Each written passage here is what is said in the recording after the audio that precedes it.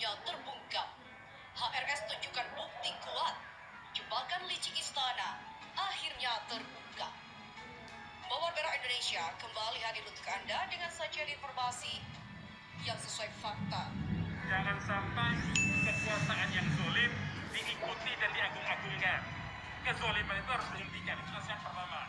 Yang kedua, sudah terbukti di akhir zaman ini, Rasulullah SAW itu sudah memberi kabar bahwa akan ada penguasa-penguasa zolim atau orang-orang yang disebut waibido.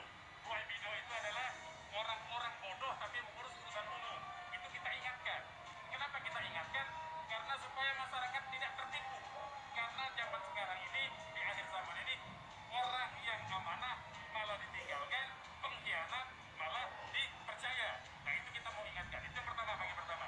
Bagian kedua, kita menganggap pengadilan negeri Jakarta Timur itu tidak berwenang karena peristiwanya terjadi di Petamburan dan terjadi di Megamendung, bukan di Jakarta Timur. Itu yang kedua. Yang ketiga, pasal 160 itu merupakan pasal tempelan. Tidak bisa pasal itu diterapkan kepada pelanggaran prokes. Itu yang kedua. Yang ketiga, ini perkara nebis in idem. Kenapa nebis in idem? Habib Rizik dan panitia pelaksana Maulid Nabi itu sudah membayar 50 juta. Tidak pernah ada orang di Indonesia yang melanggar prokes membayar sebesar 50 juta dan tidak ada. Ya. Nah, jadi kalau ini masih tetap diproses, ini nebis in idem namanya. Ya. Dan pasal 160 itu adalah pasal yang mestinya diterapkan kepada peristiwa kejahatan. Sementara pelanggaran prokes itu pelanggaran, bukan kejahatan. Nah, jadi ini kita tolak.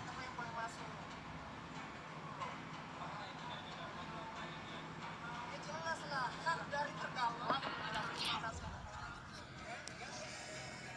jangan, bahkan terdakwa bisa menolak tidak bersidang kalau tidak didampingi penasihat hukum, gitu loh. Itu dampaknya ya. Memalukanlah ini kayak gini. Memalukan. Kejadian ini baru saya alami sekali kayak gini. Kenapa? Ini siapa sih? Ini siapa sih? Orang yang mencari keadilan dan kalau ini mencari keadilan, tolong jangan dibatasi lagi haknya. Itu ya, untuk didampingi penasihat hukum di ruang persidangan, gitu loh. Masa kita nah, ini bukan kontestasi Indonesian Idol gitu loh, yang dipilih oleh juri. Ini terserah kalian siapa yang mau dampingi. Kalau bukan 12 ya sudah 12, nggak ada masalah, kita lobby. Tapi ya kita yang tentukan 12 itu siapa gitu loh. Nah, dari sana. Nah, tadi ada, kita lihat ada 2 ya. Tapi itu pilihan mereka gitu loh. Iya, baru 2. Jadi alasan untuk nggak boleh masuk belum dikasih alasan itu? Nggak ada alasan hukumnya.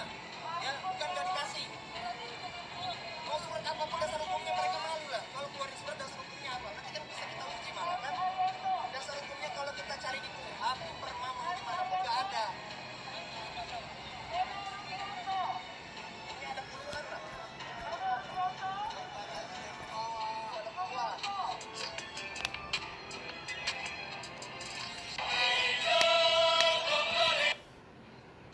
Isi eksepsi Rizik Syihab singgung kerumunan Ahok, Raffi Ahmad hingga Jokowi.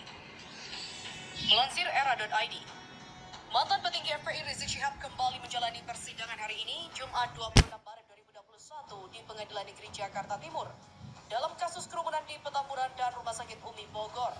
Sidang beragendakan pembacaan nota keberatan atau eksepsi.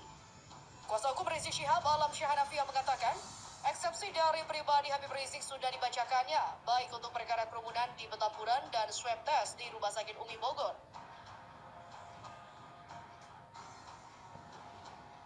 Sidang hari ini tidak disiarkan secara langsung melalui akun YouTube PN Jaktim. Pengamanan di PN Jaktim diperketat dan pantauan dari Medcom.id. Personel TNI Polri dan Satpol PP DKI Jakarta berjaga di depan PN Jaktim.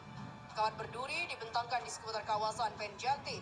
Mobil water cannon dan kendaraan lapis baja juga disiagakan di dekat lokasi. Sementara awak media tidak diperkenankan masuk ke dalam PN Jaktim untuk meliput jalannya sidang. Masa pendukung Rizik Syihab juga tak terlihat di sekitar lokasi jelang jalannya sidang. Selain itu, Rizik juga minta hakim batalkan dakwaan karena pasal siluman. Sidang lanjutan dugaan pelanggaran protokol kesehatan Muhammad Rizik Syihab di Pengadilan Negeri Jakarta Timur diskors untuk jeda ibadah sholat Jumat.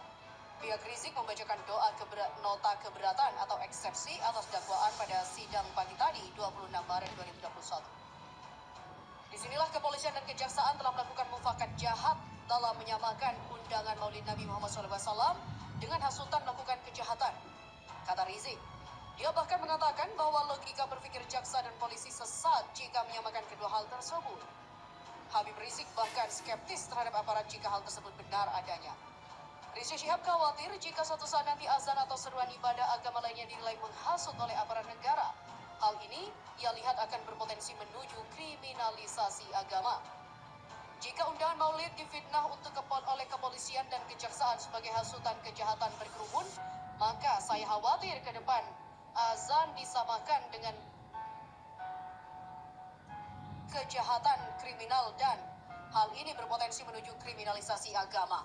Sementara itu Habib Rizik saat sidang ke jaksa mengatakan, segeralah taubat sebelum kalian kena azab.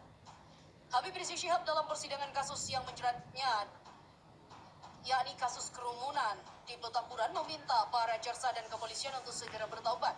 Hal itu ia serukan karena menurutnya pihak berwenang telah menyamakan undangan Maulid Nabi Muhammad SAW dengan hasutan melakukan kejahatan. Mantan Imam Besar FPI ini menuding polisi dan jaksa telah mufakat untuk jahat. Kuasa hukum Rizik Syihab dalam Syahanafiah menyebut eksepsi menekankan beberapa poin dalam dakwaan kelima. Dakwaan tersebut menggabungkan Undang-Undang Nomor 2 Tahun 2017 tentang Organisasi Kemasyarakatan dan Undang-Undang Nomor 6 Tahun 2018 tentang Kekarantinaan Kesehatan.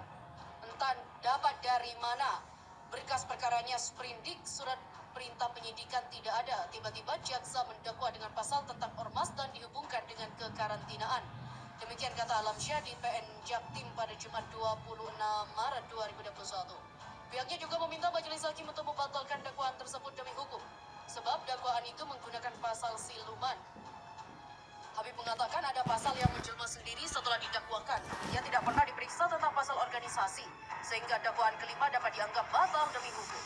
Sidang perkara pelanggaran protokol kesehatan dengan terdakwa Rizik Syihab tetap digelar.